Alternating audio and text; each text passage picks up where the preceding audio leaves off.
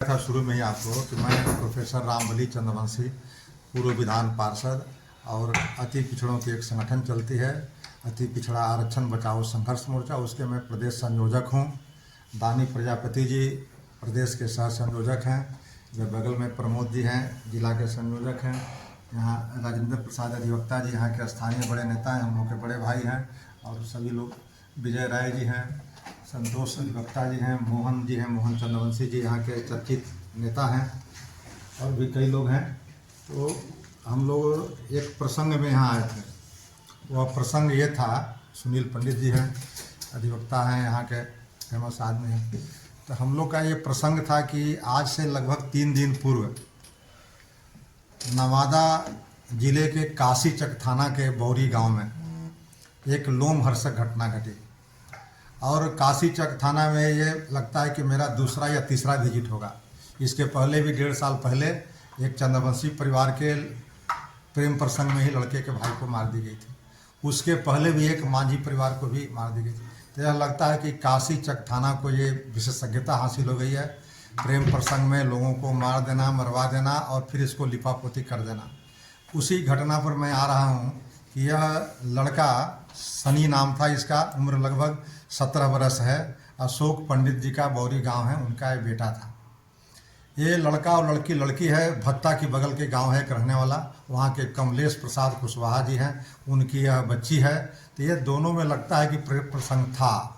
इसलिए प्रेम प्रसंग में कह रहा हूँ कि दोनों गायब हो गए अचानक, पिता माता को, किसी परिवार परिजन को बताए हुए।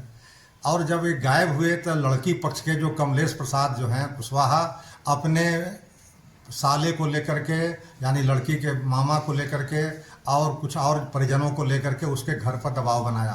कहा कि तुम लोग लड़की के जल्दी से जल्दी बरामद कराओ और नहीं तो तुम लोग को सफाया कर देंगे।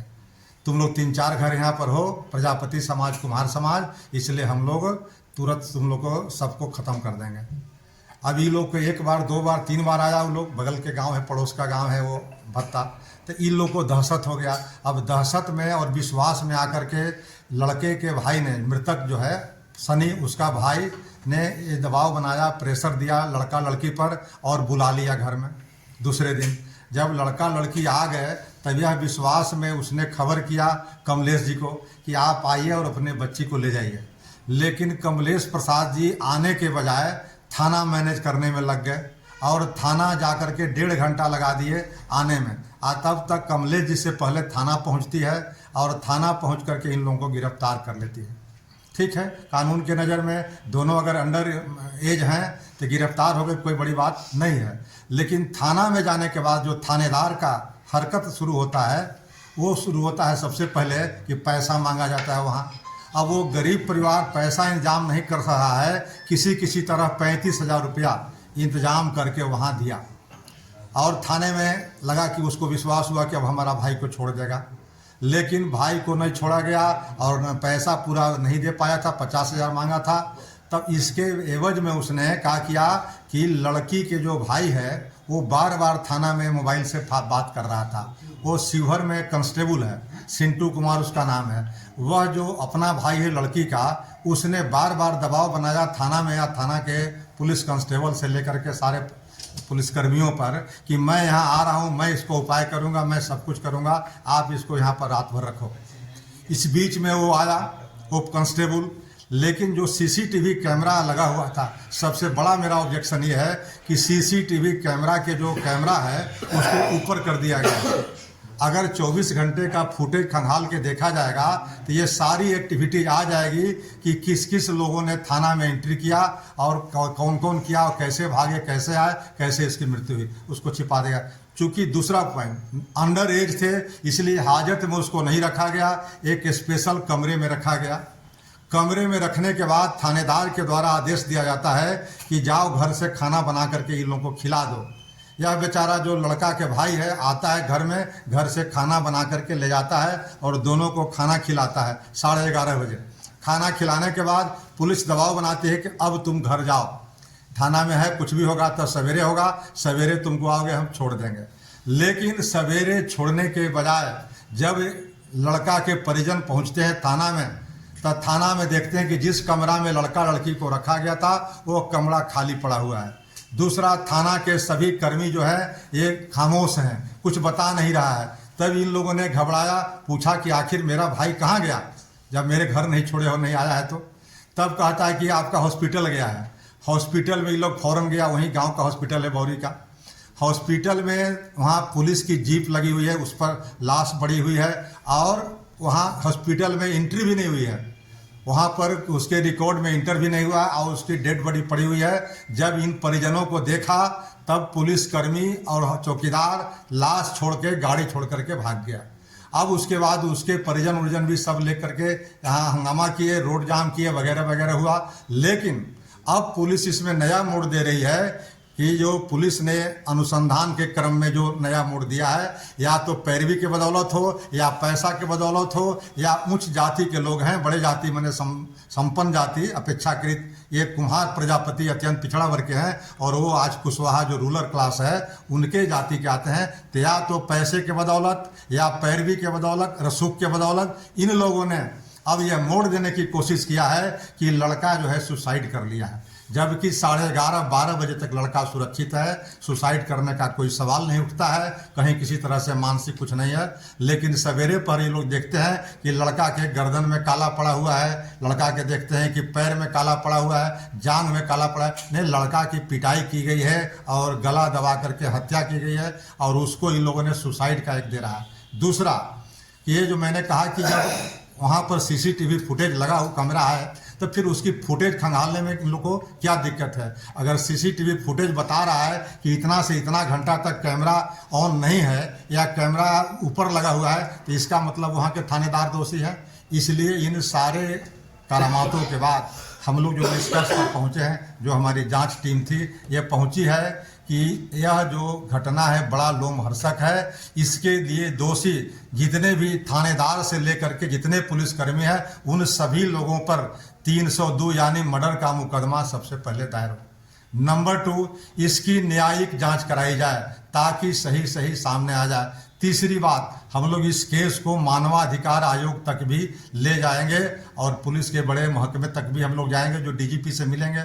लेकिन अब लगता है कि इस तरह की सरकारी व्यवस्था में न्याय की उम्मीद कम लगता है कि जब यहाँ का रक्षक ही इस तरह का कार्रवाई करने लगे। अभी मैंने एसपी के हवाले से जो प्रतिवेदन आया है सामने उसको देख रहा था तो उस पर मुझे बड़ा आश्चर्य हो रहा था कि ये सारे लोग लिप्त हो गए हैं उसमें केस को रफा दफा करने में। तो केस को रफा दफा करने के पीछे एक ही मंशा है कि या तो पैरवी बहुत बड़ी होगी या पैसा से मैनेज हो गया होगा।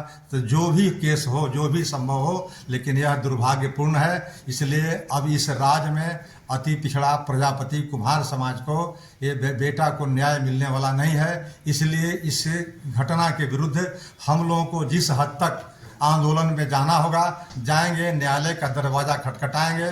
लेकिन पुलिस को जब तक 302 का मुकदमा दर्ज नहीं होता है, पुलिस पर गिरफ्तारी नहीं होती है, सिर्फ पुलिस को या उनके थाना प्रभारी के साथ 2 अन्य पुलिसकर्मियों को निलंबन कर देना काफ़ी नहीं है।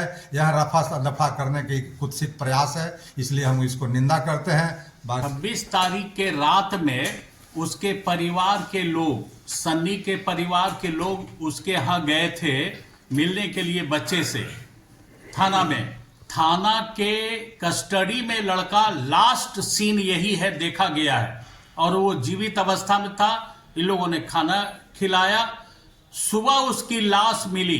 लेकिन एफआईआर जो दर्ज किया गया तो लड़की के परिवार को अभियुक्त बनाया गया, उसके लड़की के भाई को और लड़की के मामा को।